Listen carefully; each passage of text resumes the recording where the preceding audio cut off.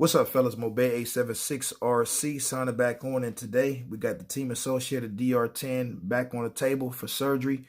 And what I'll be doing today, fellas, is actually doing the fuel tube mod to the front suspension. The reason I'll be doing that, as you guys all know, the stock suspension on these are pretty horrible in my opinion, especially the front. What you'll notice with the DR10 is when you launch and you pop the wheelie, when you come back down, it tends to bottom out and you normally get your body rubbing on the ground. So with that being said, we got some fuel line right here. What I'm going to do is disassemble this shock in the front, and we're going to cut some of this fuel line to stop so much travel on the suspension when you come down from hard launches. So let me go ahead and get this thing disassembled and let's get it started, fellas. Should be a quick, easy, simple process to do this. I'm going to show you guys in case you have no idea how to do it and you're new to the hobby.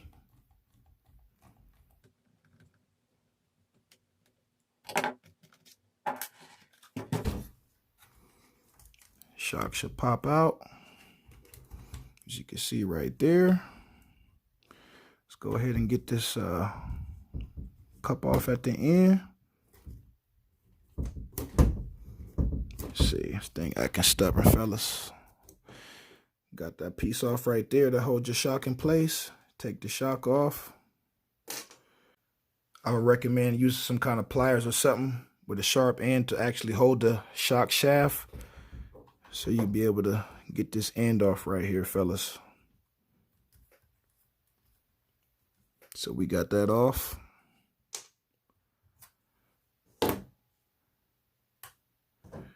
We got our fuel tube right here.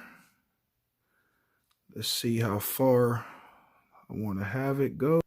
All right, so fellas, I actually took the fuel tubing back off the shock shaft and cut it down a tab. The way I had it originally, it was going to make the suspension just totally stiff in the front. It wasn't going to give it any travel. You actually want to have your suspension still have a little bit of travel. You want it to be able to just dampen some of the suspension so it's not so bouncy. So this is a new fuel tubing that I put on. Like I said, I cut it down. Let's go ahead and proceed with getting the rest of this thing assembled back together. So this needs to be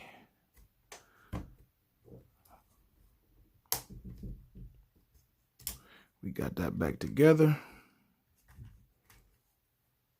Let's go ahead and get that back in place. Be right back in a minute, fellas.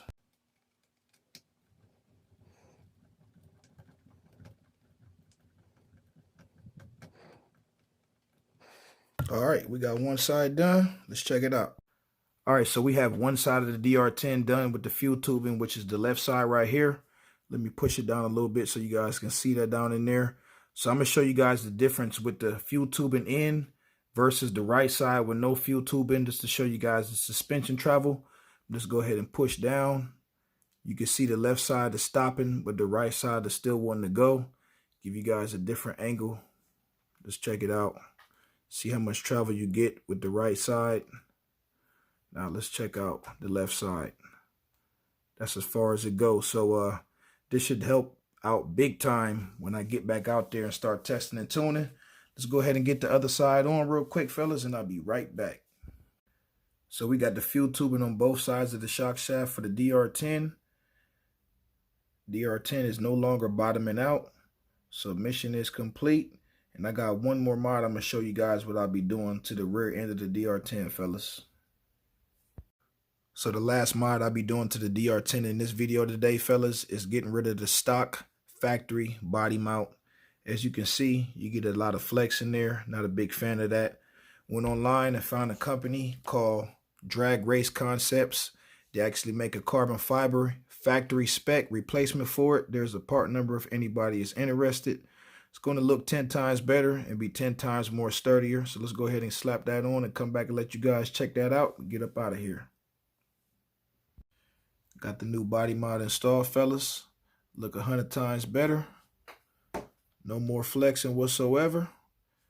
If you like the video, give me a thumbs up, comment, share, like, and subscribe. Thanks for watching.